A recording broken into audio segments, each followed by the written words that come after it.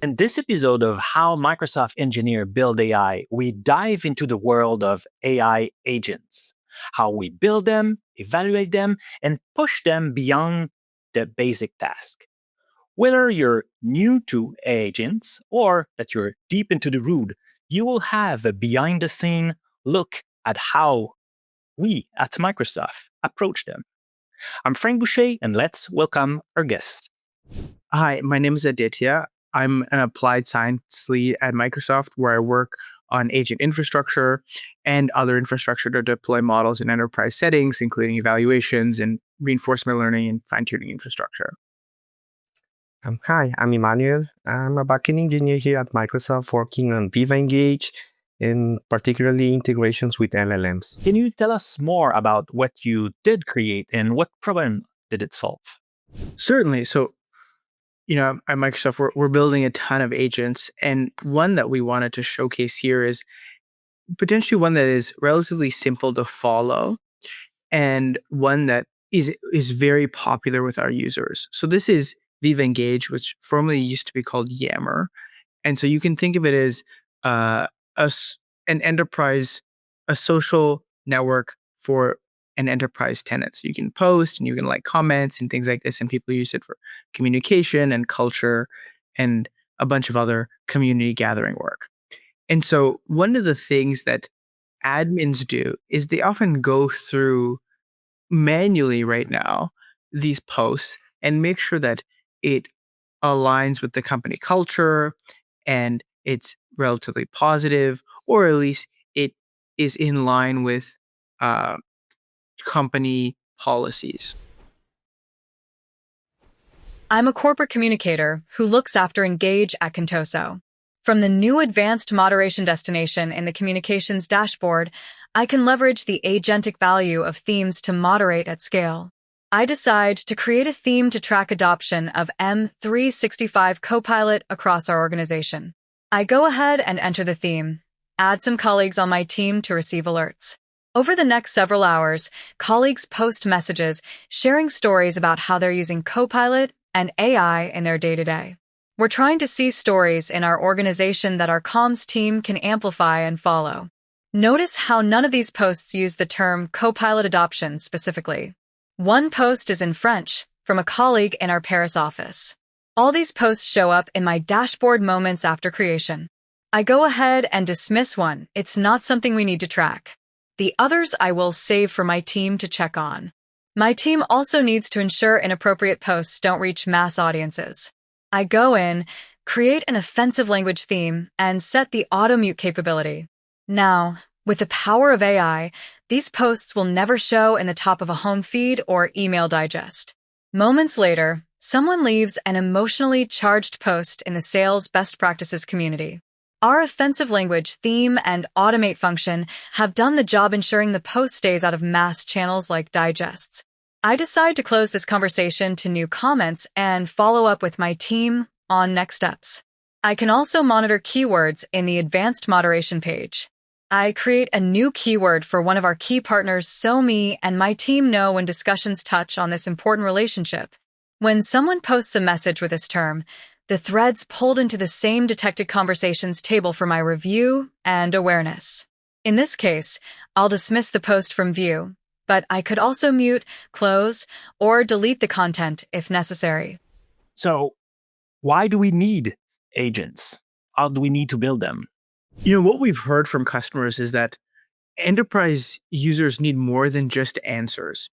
Their expectations are going beyond just asking an LLM or Copilot or these things for a specific research question or anything like that. And while that's still valuable, what we're hearing is they need workflows that adapt in real time with escalation, fallback, and learning, such that they can go out and do actual work rather than having humans go out and do manual work instead. And so that humans can rise to much more strategic initiatives. What are the core components to build AI agents? Yeah, it's a good question, Frank. So what we think in terms of the core components are really, there's 6 sort of components that come together. So as you can see in this diagram, there's the policy evaluation layer, number 1. Number 2, action and execution. Number 3, memory. Number 4, control, and number 5, logging and observability.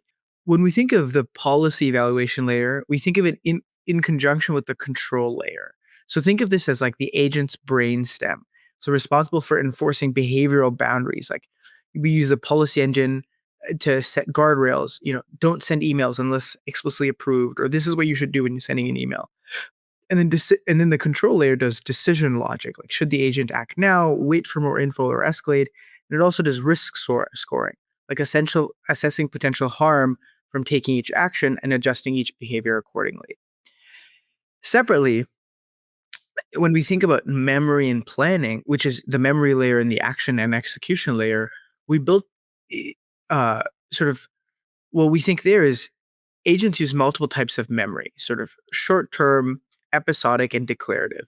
And we can cover those in detail later. But the important part here is that planning isn't just chaining different actions together, which is what potentially a lot of people assume about agents. It's very conditional, interruptible, and often non-linear workflows. And that's how you get to the best, really trustworthy agents.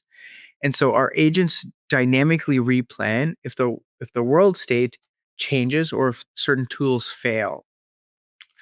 Finally, in the logging and observability layer, or some people call it the infrastructure and observability layer, we built the equivalent of sort of a flight data recorder for agents. So that's like the black box that lives on airplanes.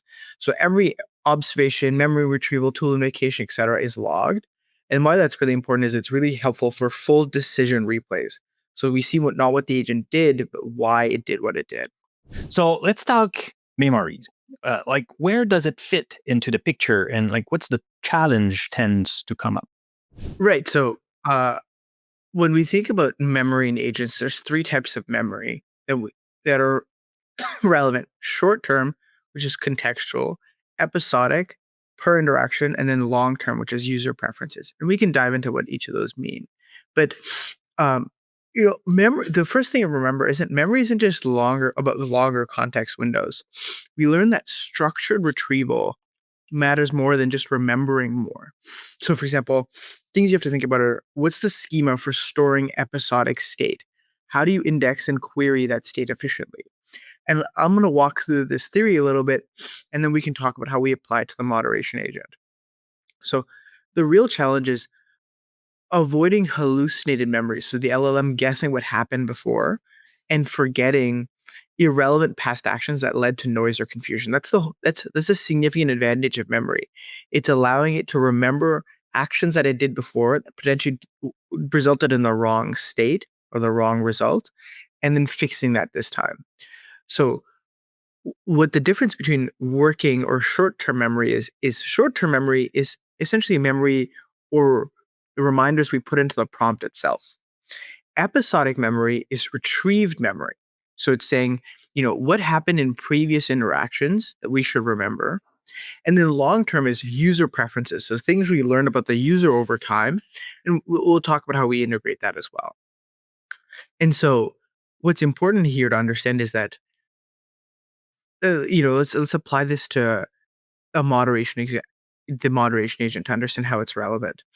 So we can't use in an enterprise setting, we can't train our models on enterprise data or any customer data because of wide variety of enterprise privacy and security rules. And so, but we still need our agents to learn from humans and learn from their users on what's relevant.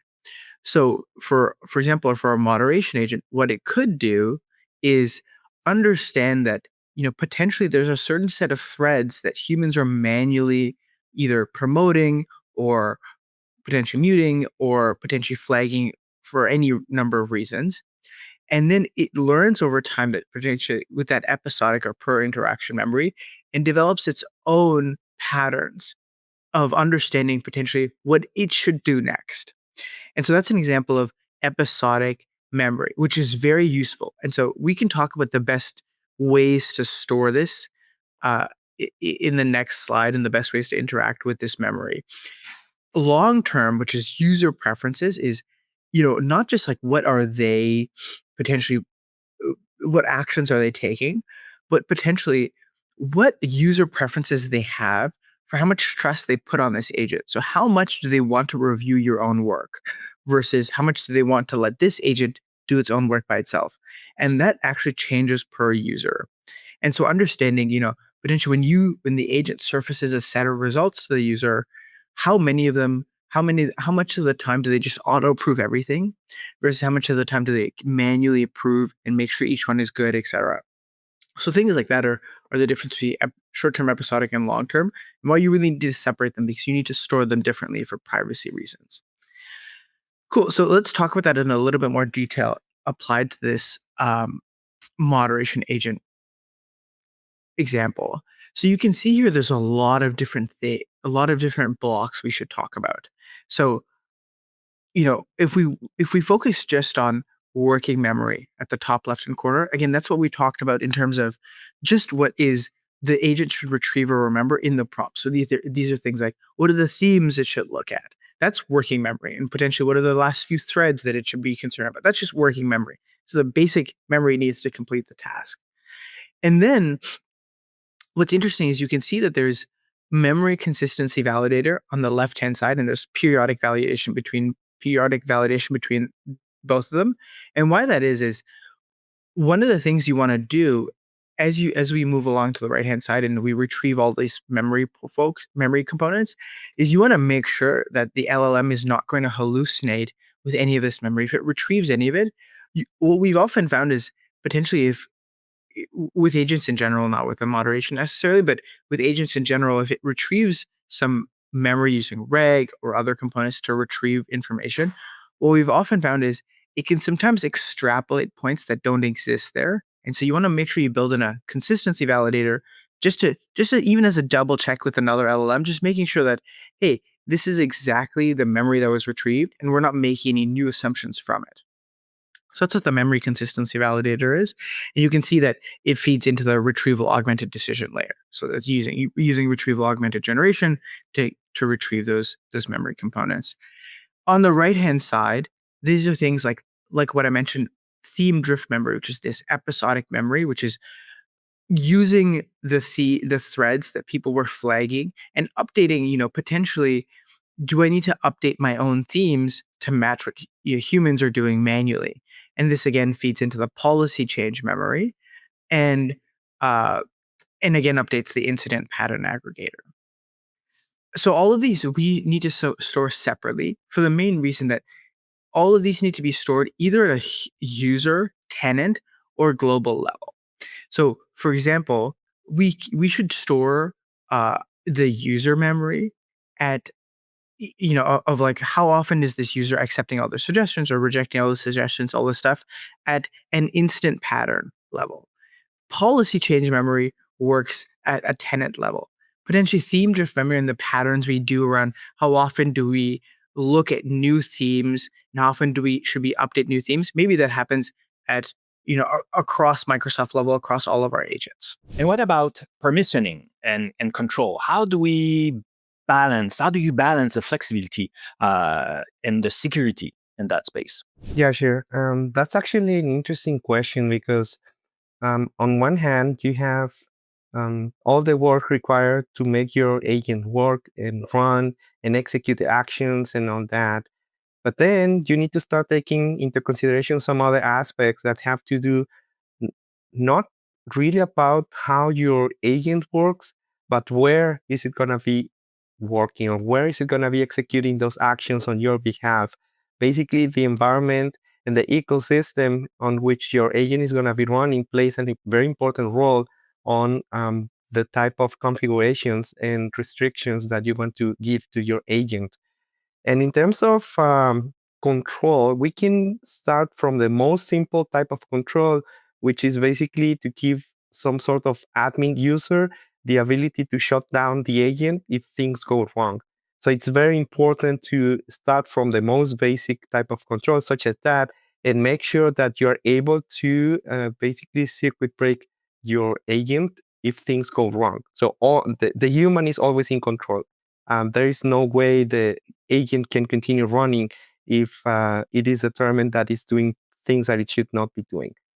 But from there, we can start going deeper and deeper and becoming more and more or creating more and more complicated control systems depending on different aspects. So, for example, if your agent is going to be deployed in multiple geographies, then you need to take into consideration that depending on the country on which your agent is going to be running, there might be different laws that might be applicable to the whole tenant or to the whole system.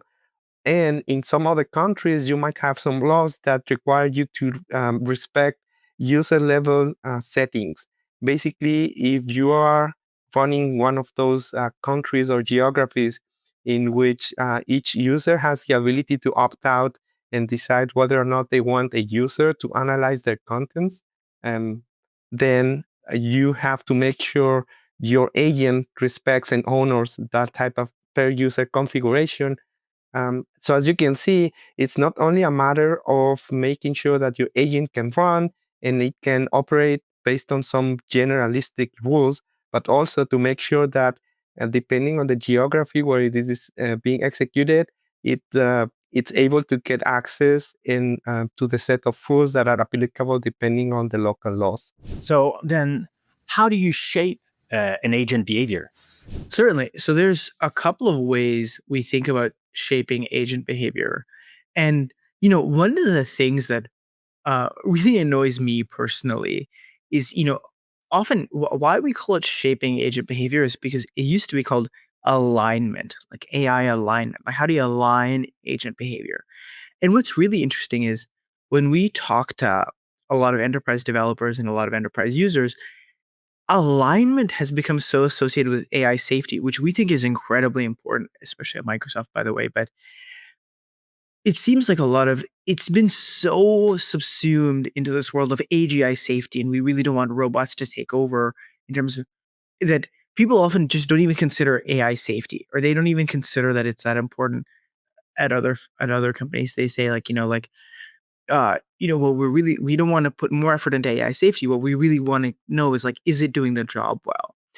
And alignment and shaping agent behavior is not is it it's partially about preventing harmful outputs, but realistically and practically in agents, alignment and shaping is about ensuring the right action at the right time for the right goal. And so I really want to nail that. When people say, "Oh, shaping agent or doing alignment is sort of is not my problem," they're completely wrong, because alignment is actually like where all of the value of agent behavior is. And so let's dive into it. So one of the first techniques you can use to shape agent behavior is obviously people already know what we call the policy stack. So things like using prompts for your LLMs, and these are things like learned policies where LLMs use their prompts to propose actions, and then rules like hard-coded business logic, and even having safety constraints uh, potentially built into after the prompt. So non-negotiable checks like PII filters, rate limits, and geo controls, as Emmanuel was mentioning. These are very modular and composable. We can update rules or prompts without touching the model. That's great. But that's the basic level. We often find that people stop right after this, as we covered earlier, and that's not enough for an enterprise level agent. What we need is the second thing is uncertainty aware escalation, and a couple of other things. But this is really important, where an agent estimates confidence per action, so not just per output. So, and when it's a low confidence, it escalates to human being and asks follow up, and that builds trust. We want agents that know when not to act. So going back to this moderation agent example, for example, we uh, when we check a thread and potentially see that it matches a theme, but we're not super confident about it, what we can do is we can escalate to an agent. So it potentially needs review.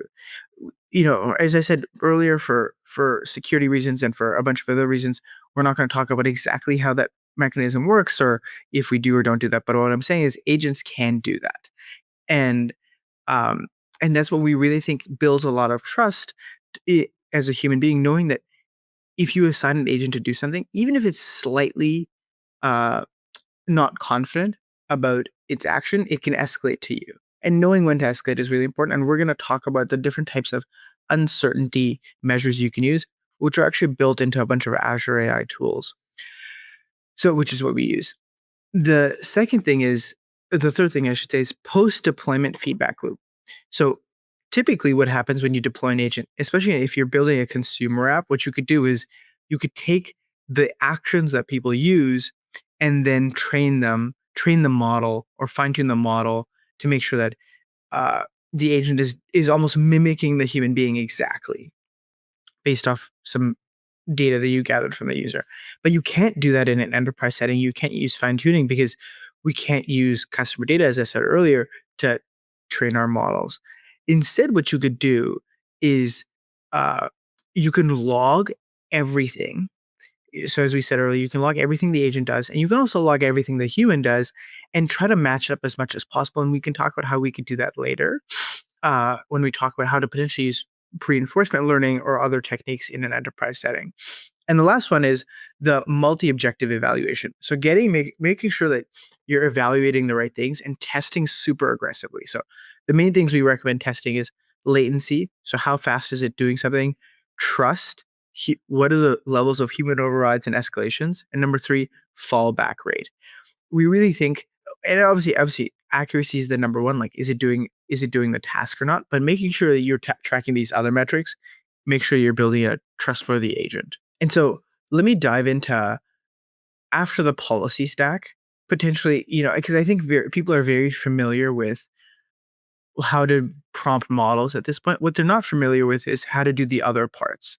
So I'm going to talk a little bit about the uncertainty aware escalation, number 3, the post-deployment feedback loop, and number 4, the multi-objective evaluation. So let's start with the uncertainty estimation. So let me explain 2 types of uncertainty. And again, you can use the Azure ML frameworks that are available in Azure Foundry and Azure Studio and all these things to eke these out and set these uncertainty measures. The first one is epistemic uncertainty. And don't worry about the word. This is what the model doesn't know because it hasn't seen enough examples. That's on the top left-hand corner. Aleatoric uncertainty is the noise or ambiguity in the input itself. These are just fancy words for saying, how much does a model not know from a basic level, number 1. Number 2, aleatoric is, what is the problem with the input itself? Potentially the input is unclear, so I'm uncertain. An example of this is going back to this moderation agent. Let's start with the aleatoric. Aleatoric is, this thread itself, I'm actually not sure.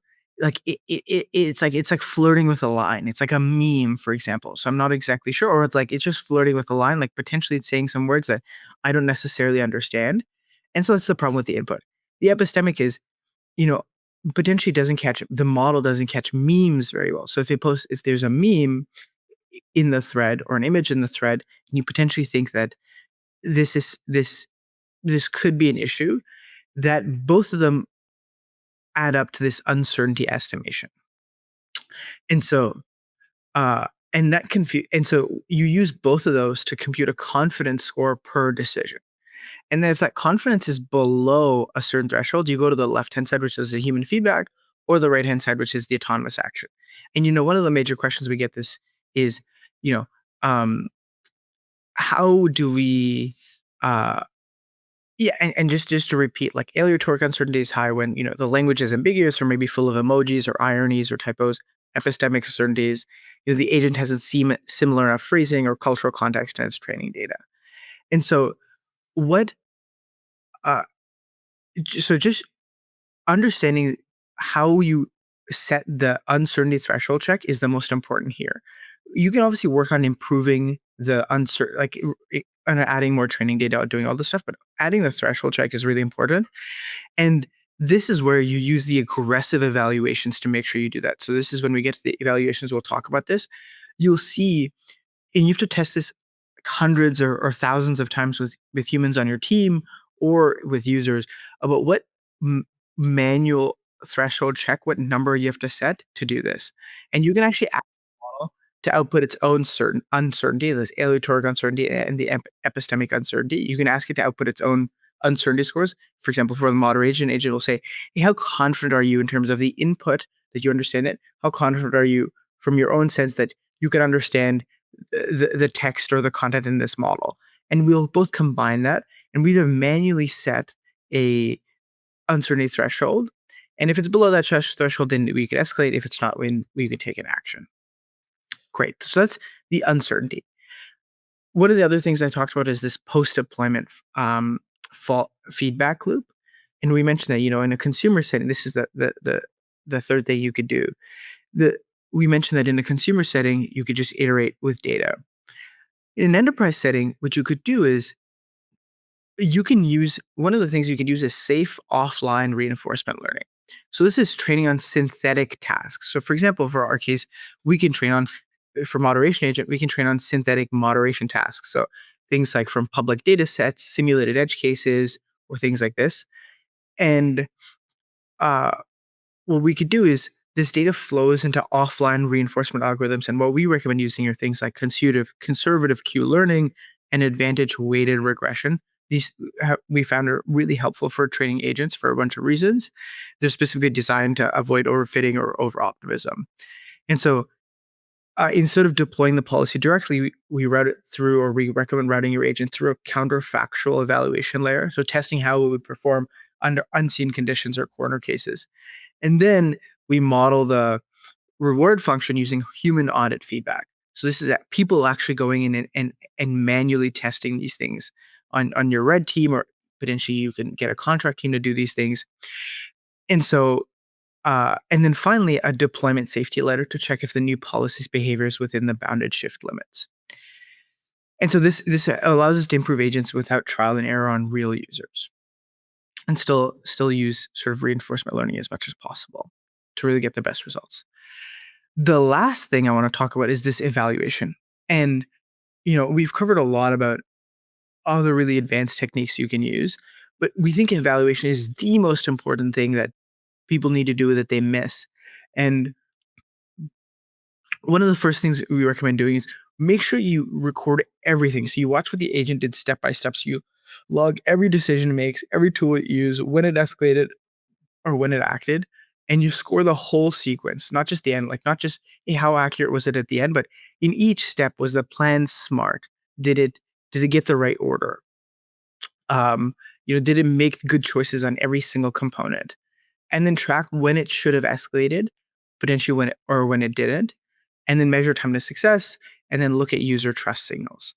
For example, our evaluations for our moderation agent work on we test on tens of thousands or hundreds of thousands even of harmful content examples, and a lot of these we tested manually, a lot of them in order to set that uncertainty threshold, for example, and we carefully logged when it flagged, auto-muted, or blocked on dozens of test tenants. And we asked a bunch of these similar questions, like how does it compare against what a human would do? And then finally, you can have a risk mapping, which we won't dive into, but you can essentially talk about what are the failure modes, like false positives and false negatives, and implement different testing protocols for each of them. But we won't talk about that in too much detail. That brings us to the wrap up time. So thank you both for your time and your answer. It was very interesting. And if you all inspired and you want to try to create your own first AI agent, or in fact, any AI project, you should totally join that Discord, Azure AI Foundry, and join that huge community, 24,000 users already, and ask questions or help others. And of course, if you want to learn more, you could go to ai.azure.com. See you next time.